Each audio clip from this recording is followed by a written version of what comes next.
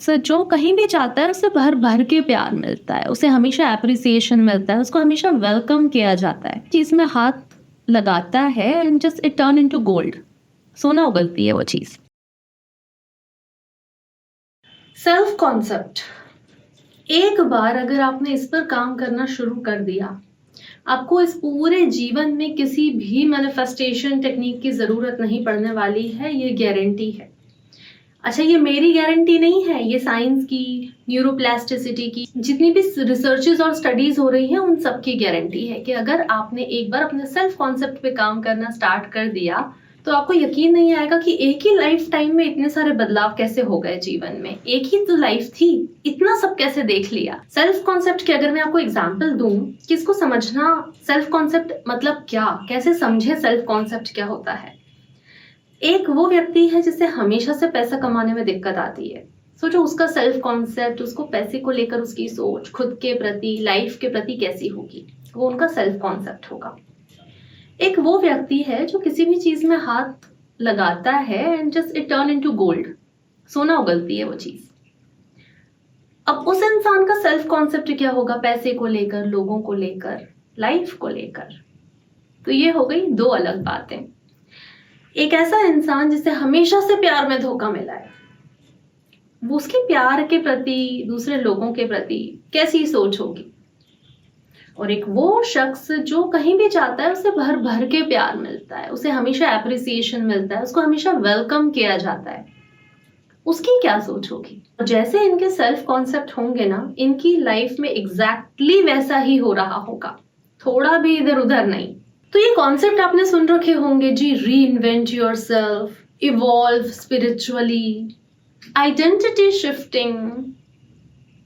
ये सारी चीजें एक्चुअली आपके सेल्फ कॉन्सेप्ट बदलने का काम करती हैं। लॉ ऑफ अट्रैक्शन की तो भाई पूरी की पूरी बिल्डिंग ही सेल्फ कॉन्सेप्ट पे काम कर रही है। उसके कॉलम्स, उसके पिलर, सब कुछ सेल्फ कॉन्सेप्ट है। बेसिकली सेल्फ कॉन्सेप्ट वो होता है जब वो कहावत है ना कि तू खुद ही को कर बुलंद इतना कि खुदा भी तुझसे पूछे कि बता तेरी रजा क्या है। वही कि आप अपने अंदर से अपने सेल्फ कॉन्सेप्ट को इतना चेंज कर दीजिए कि आपको किसी लॉ ऑफ अट्रैक्शन की जरूरत ना पड़े, आप वो पहले वाले शख्स ना रह जाएं जो जरा जरा में तंग हो जाता था, दुखी हो जाता था, परेशान होकर बैठ जाता था, बीमारियां चल रही थी, जो देखो कुछ भी बोल के चला जा रहा था। वो ओल्ड कॉन्सेप्ट था। जब आप अपना कॉन्सेप्ट चेंज करेंगे और अपने आप को न्यू सेल्फ कॉन्सेप्ट में ढालेंगे तो यहाँ दो तरह की चीजों की जरूरत पड़ती है। नंबर 1, माइंडफुलनेस, अपने पुराने कॉन्सेप्ट के प्रति कि मेरा ओल्ड कॉन्सेप्ट है क्या। अब कहीं पेपर पे तो ब्लूप्रिंट है नहीं उसका कि भैया पेपर निकाल लिया और दिख गया कि इस बिल्डिंग का ब्लूप्रिंट ऐसा है।